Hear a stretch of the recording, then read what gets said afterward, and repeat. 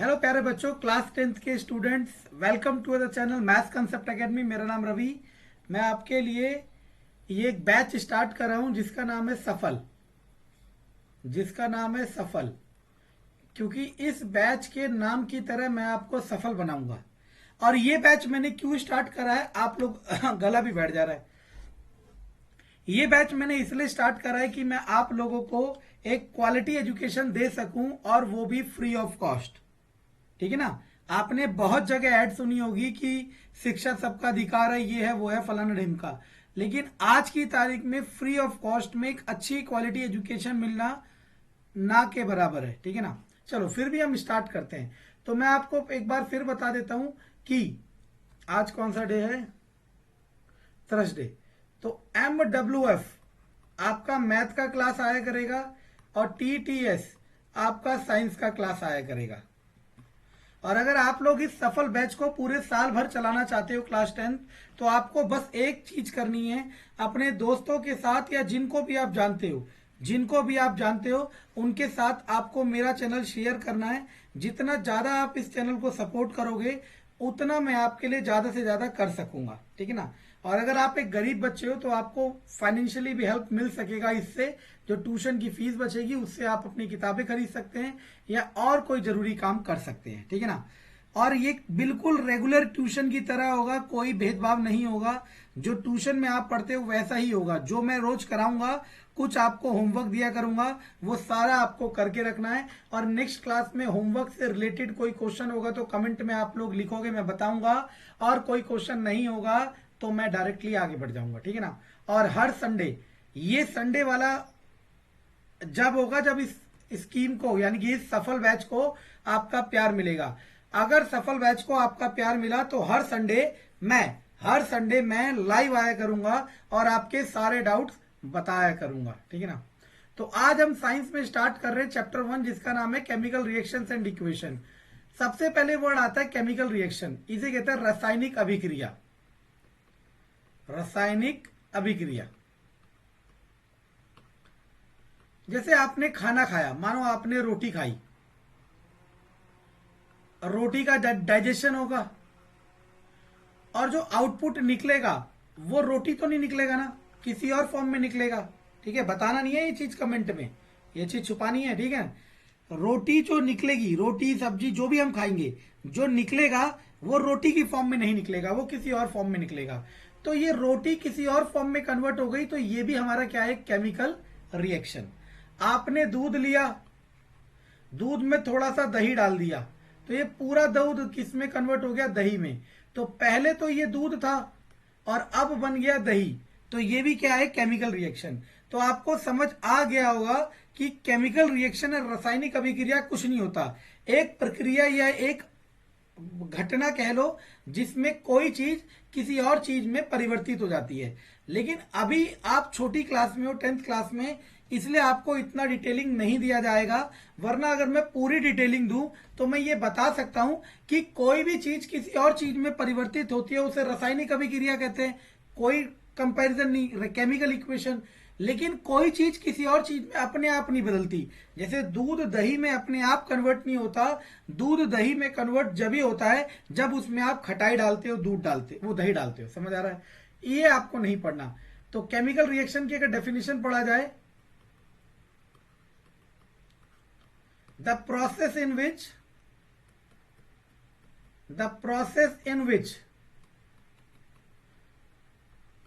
some form of substance converted into another form।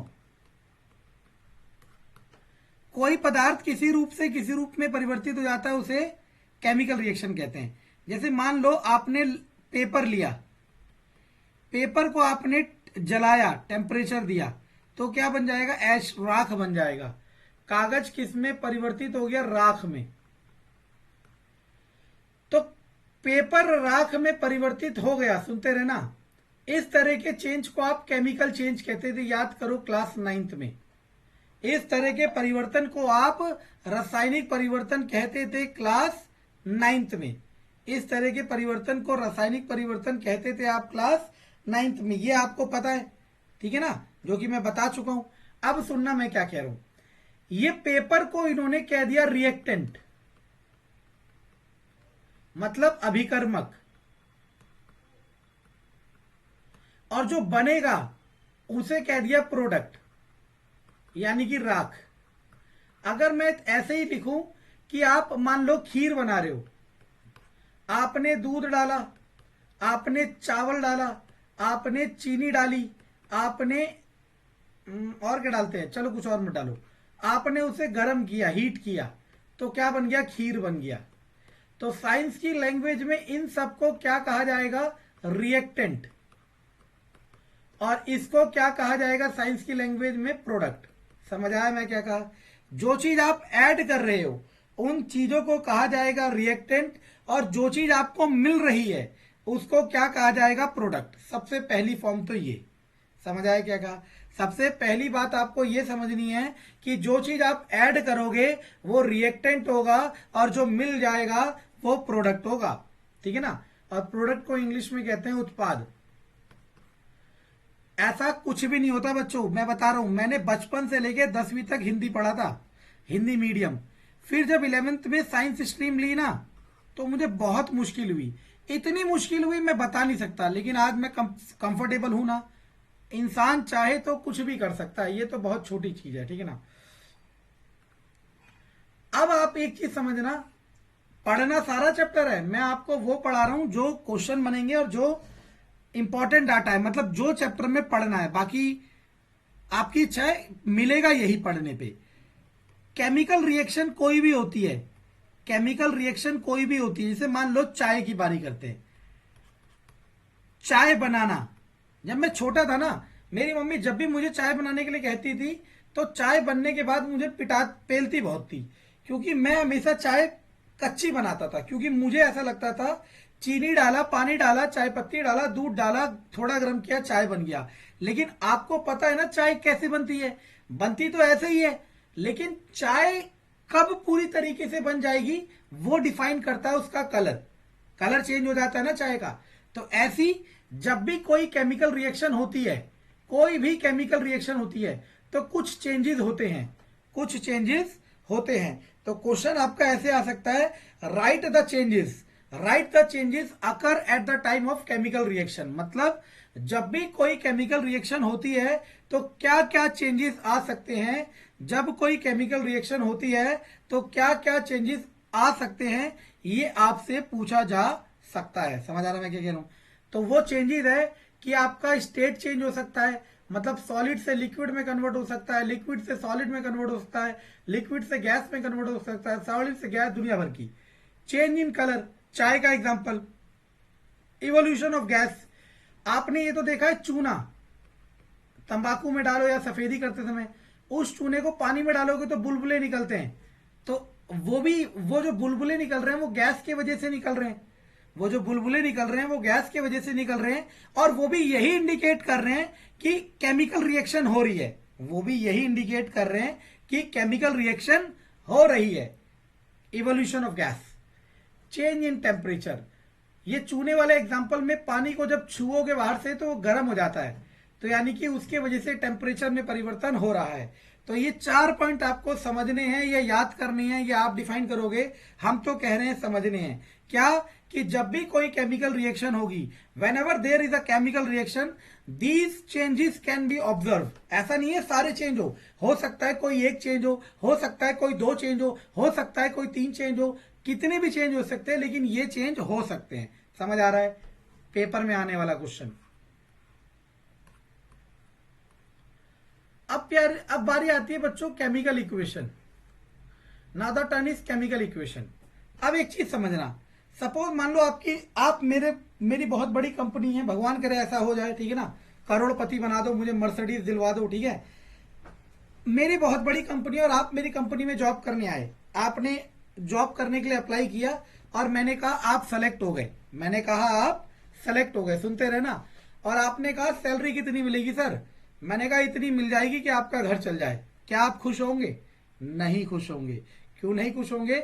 जब तक आपको सैलरी का एक फिगर ना पता चले, फिगर मतलब नंबर, कि 10,000 मिलेगी, 10 करोड़ मिलेगी, 10 लाख मिलेगी, जब तक ये नंबर ना पता चले तब तक आपको सेटिस्फेक्शन नहीं होगा, क्योंकि उस नंबर के हिसाब से आप ये चेक कर पाओगे उस नंबर के हिसाब से आप ये चेक कर पाओगे कि आप उतनी सैलरी पे मेरे पास काम कर सकते हो या नहीं। समझ आया? चलो, इसी तरीके से मैं कह रहा हूं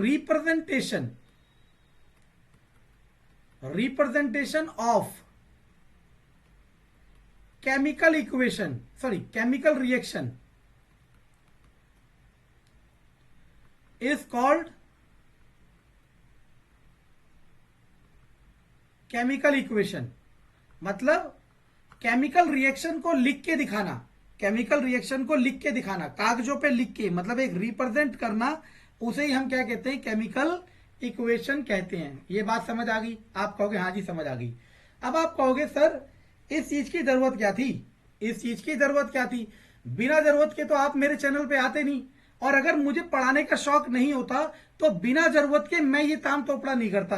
ताम तोपड़ा इसलिए कह रहा हूं क्योंकि मुझे पंखा बंद करके वीडियो बनानी पड़ती है, और एसी में इसलिए नहीं लगा रहा क्योंकि अभी हमें कुछ दिनों बाद चले जाना है, ठीक है ना? वरना एक क्या, मैं तो 2 एसी लगा लेता, एक टांगों के लिए और एक सर के लिए, ठीक है ना? हमें कुछ दिनों बाद चले जाना है इसलिए एसी नहीं लगा रहा, और जहां हम जा रहे हैं वहां तो भगवान ने एसी लगा रखा है, ठीक है ना? तो हमें क्या है, पंखा बंद करके वीडियो बनानी पड़ रही है और पसीने में हो जा रहे तर। लेकिन हम ये सब किस लिए कर रहे हैं? सिर्फ और सिर्फ अपने शौक के लिए। शौक ये कि मुझे पढ़ाने का शौक है, और ये बात उन लोगों को डेफिनेटली पता है जो मुझे पर्सनली जानते हैं, ठीक है ना?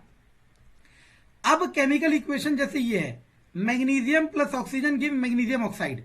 अच्छा, इन दोनों को क्या कहा? रिएक्टेंट, और इसको क्या कहा? प्रोडक्ट, ठीक है ना? उनको कहा रिएक्टेंट और उसको कहा प्रोडक्ट। और आप इसे पढ़ोगे कैसे? Magnesium plus oxygen gives magnesium oxide, और इसको इस तरीके से लिखोगे, magnesium plus oxygen gives magnesium oxide. अभी आप ये चीज भी सीखोगे कि ये 2 कहां से आ रहा है, 3 कहां से आ रहा है, ये सब सीखोगे जैसे जैसे आप चैनल में नहीं, चैप्टर में आगे बढ़ोगे। समझ आ रहा है क्या कह रहा हूं मैं? चलो गुड। ये सारे आर्टिकल में यही लाइन कह रहा है जो मैंने कहा। अब केमिकल इक्वेशन को लिखने के लिए देखो, ये रहा 2 लगाएगा, आगे जाके लगाएगा वो, क्योंकि अभी सिखाना नहीं चाह रहा, अभी आपको सिखाएगा, ठीक है ना?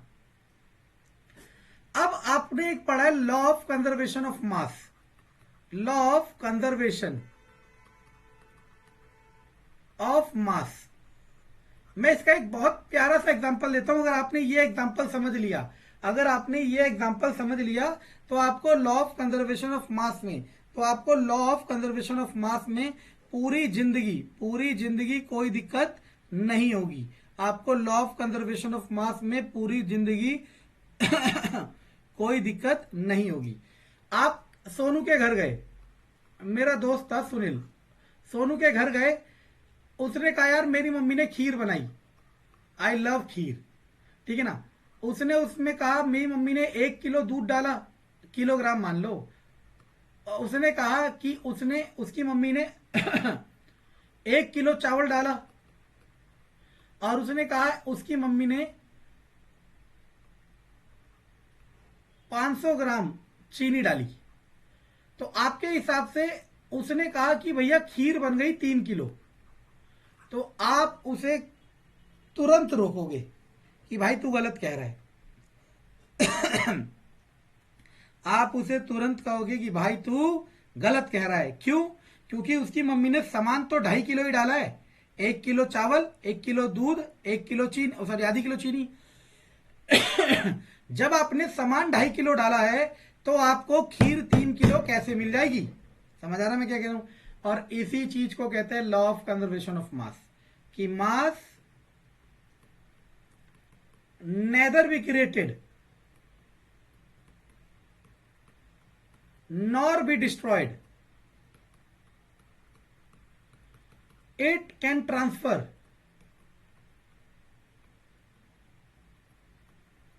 from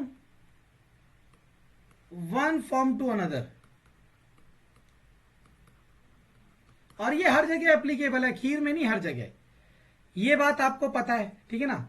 अगर आपके पास एक पेन है और उस पेन प्लास्टिक से बना हुआ है, उस प्लास्टिक का वजन है 100 ग्राम।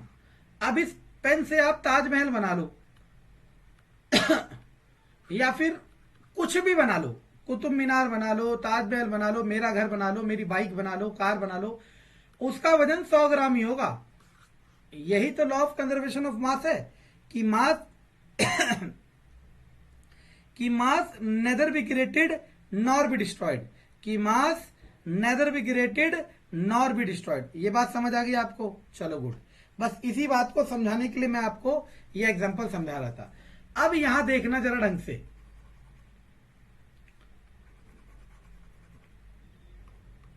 चाचा आ जाए ऊपर बस, और पानी के लिए बोल दूं चाचा को, ठंडा ठंडा पानी। पता है कैसी याद आ रही है? हर चीज का ना एक मजा आता है, जब तक आपको प्यास ना लगे पानी की अहमियत नहीं समझ आती। जब हम छोटे थे ना, तो हमारे वहां एक भाई थे, उनके वहां फ्रिज था, ठंडा पानी मतलब। हम सबके घरों में मटके थे। आपको इमेजिन नहीं होगा कि फ्रिज कॉलोनी में एक दो के पास होता था। वो भाई शाखा सिखाते थे, आरएसएस, भगत भैया उनका नाम था। स्किप कर लेना 2 मिनट अगर किसी को नहीं सुनना हो तो हम लोग क्या करते थे, वो हमें बुलाते थे कि चलो आरएसएस खेलने, आरएसएस सिखाऊंगा, ये है वो है, गेम एक्टिविटीज होती थी। मैं उनसे पहले कंडीशन रख देता था, भैया जाऊंगा जब जब आप ठंडा पानी पिलाओगे। और वो कहते थे हाँ। मैं पूरे 1-2 घंटे जो भी खेलते थे इंतजार करता था कब ये सब खत्म हो और मैं उनके घर पहुंचू और ठंडा पानी पीऊं। इस समय उससे भी ज्यादा प्यास लग रखी है। हालांकि नीचे जा सकता हूं, लेकिन मेरा सॉफ्टवेयर है, पता नहीं वाहियात सॉफ्टवेयर है, इसमें पॉज नहीं होता है। वीडियो स्टार्ट हो गई तो स्टार्ट हो गई, पानी खत्म हो चुका है। अब चाचा जी आएंगे जब, तो मैं पानी के लिए उन्हें बोलूंगा, ठीक है ना। चलो, तो यहां देखो मैग्नीशियम कितना है अकेला, ऑक्सीजन कितना है 2, और यहाँ पे ऑक्सीजन भी एक है, मैग्नीशियम भी एक है। और अभी आपने पढ़ा लॉ ऑफ कंजर्वेशन ऑफ मास, क्या कि अगर यहाँ पे 2 है तो यहाँ पे भी कितना होगा, 2 होगा, ठीक है ना। अभी मैं इसको और डिटेलिंग करूंगा, ठीक है ना। अब एक वर्ड आता है बैलेंस केमिकल इक्वेशन। तो केमिकल इक्वेशन के 2 टाइप है, केमिकल इक्वेशन के 2 टाइप है।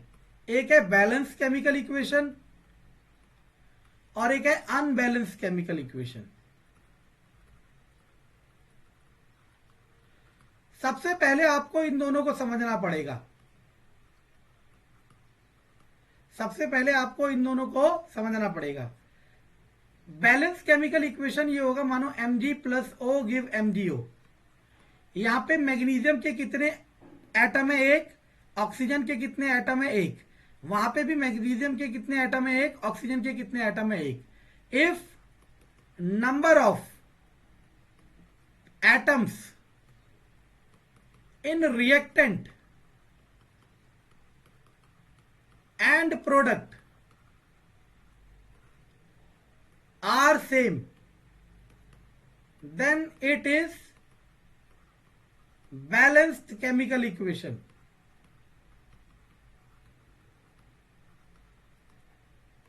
और अगर if a number of atoms in reactant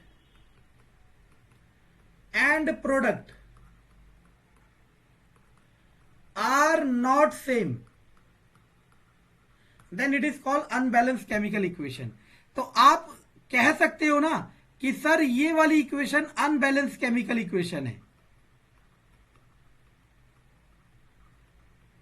ये वाली इक्वेशन अनबैलेंस केमिकल इक्वेशन है। क्लियर है? अब याद रखना कि जब भी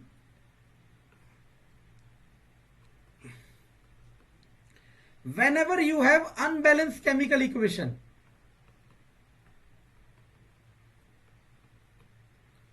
whenever you have unbalanced chemical equation, you have to balance it। जब भी आपके पास अनबैलेंस केमिकल इक्वेशन आएगी, आपको उस अनबैलेंस केमिकल इक्वेशन को बैलेंस करना पड़ेगा। समझ आ रहा है मैं क्या कह रहा हूं? अनबैलेंस केमिकल इक्वेशन को बैलेंस करना पड़ेगा। अब आप बोलोगे हाउ, नहीं सॉरी वाई। आंसर देख लो, we balance any unbalance chemical equation,